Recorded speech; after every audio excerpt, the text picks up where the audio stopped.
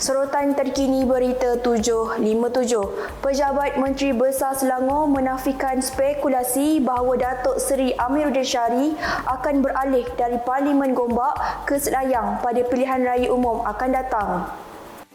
Menurut jurucakap Pejabat Menteri Besar, cadangan itu hanya merupakan hasrat daripada angka umbi PKR di Selayang dan Amiruddin kekal komited untuk mempertahankan kerusi Gombak. Bagaimanapun, sumber dalaman parti mendedahkan terdapat tinjauan di Selayang bagi menilai peluang Amiruddin bertanding di kawasan itu selaras dengan spekulasi rombakan kerusi menjelang PRU 16. Selayang kini diwakili William Leong, manakala Gombak dikategorikan sebagai kerusi zon merah, meningkatkan spekulasi berlakunya pertukaran kerusi dalam PKR.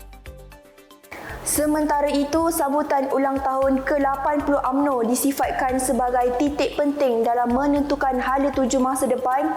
Parti bukan sekadar mengimbau sejarah penubuhannya sejak 1946.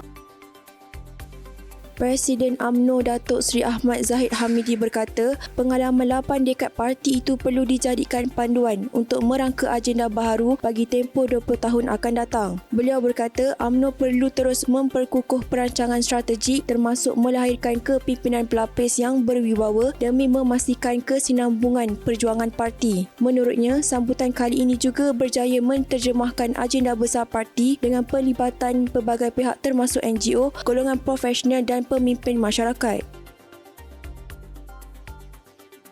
Dalam perkembangan antarabangsa, Persekutuan Bola Sepak Antarabangsa FIFA bakal mencipta kelainan pada Piala Dunia 2026 apabila merancang 3 majlis pembukaan berasingan sempena kejohanan itu tahun depan.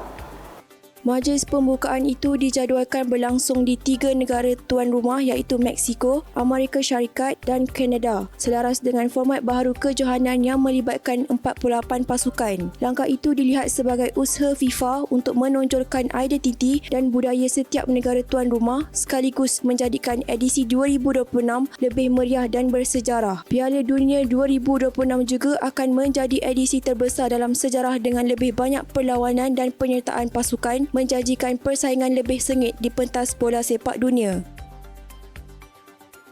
Saksikan kupasan 2 wakil rakyat Parti Pribumi Bersatu Malaysia bersatu dipecat serta-merta manakala 6 lagi digantung keahlian masing-masing selama 2 penggal pemilihan dalam berita 757 malam ini.